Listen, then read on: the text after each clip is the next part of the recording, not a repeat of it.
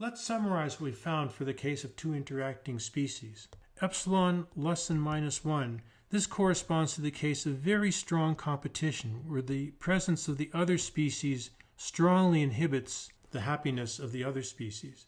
And in this case, the only stable fixed points are 1, 0 or 0, 1.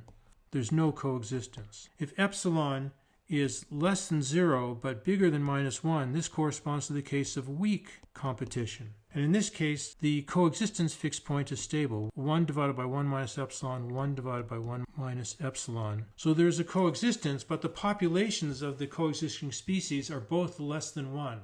So competition hurts the populations of both species, but somehow they like to be coexisting rather than just having a single species living. When epsilon is bigger than 0 and less than 1, this corresponds to weak mutualism. And again, the fixed point 1 divided by 1 minus epsilon, 1 divided by 1 minus epsilon is the stable fixed point. But if epsilon is now positive, then the densities are both larger than 1. So in this case, mutualism helps the populations be larger than if there was no mutualism at all. And finally, for epsilon bigger than 1, we have strong mutualism.